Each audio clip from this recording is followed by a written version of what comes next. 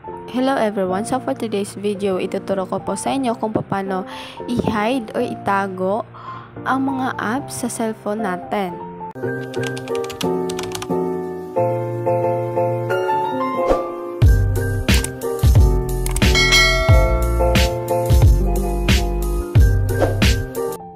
So kung ayaw niyo makita dito sa home screen ninyo at gusto niyong mawala siya dito, ito lang yung ituturo ko sa inyo. So, perfect ito sa mga manghihiram ng cellphone ninyo para hindi basta-basta mapakialaman yung mga apps na nasa cellphone natin. So, ang una nating gagawin ay pumunta lang tayo sa ating settings. At dito sa settings, hanapin lang natin itong privacy. So, scroll up lang natin at ito yung pipindutin natin. Then, after nandito na tayo sa privacy, i-scroll up lang po natin at hahanapin natin yung app hiding. Ito. So, kung hindi app hiding yung nakalagay sa cellphone ninyo, nakalagay yan hide app. So, depende po sa cellphone na ginagamit natin.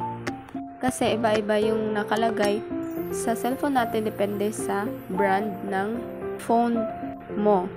So, after that, i-click lang natin itong app hiding. Then, dito tayo mapupunta. So, ilagay lang natin yung password sa cellphone natin.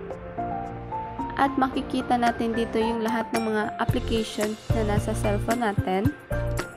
At mamimili lang kayo dito kung ano yung gusto ninyong itago or hindi makikita sa ating home screen sa cellphone. So, for example, dito sa ating home screen, makikita natin yung ating Shopee na application. So, ayan, eto. Katabi siya ng then, ayan, pumunta ulit tayo dito sa ating app hiding.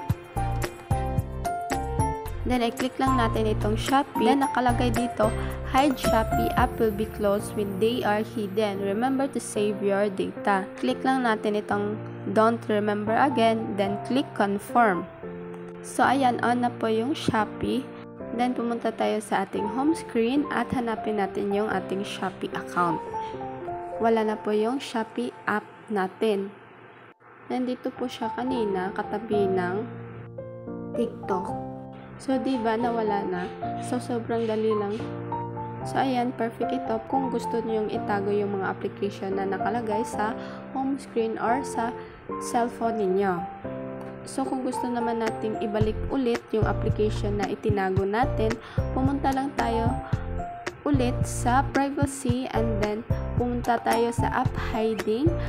So, ilagay lang natin yung password sa cellphone natin at hanapin natin yung application na tinago natin.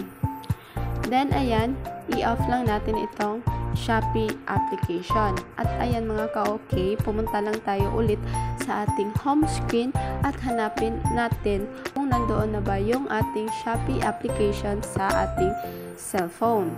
So, ayan mga ka-okay, nandito na po yung ating Shopee app. So, yan lang po kadali kung paano itago ang mga apps sa cellphone natin. So, kung nagustuhan nyo ang aking video, please don't forget to like, share, comment, and subscribe for more tips and tutorials. Thank you for watching. God bless and bye-bye!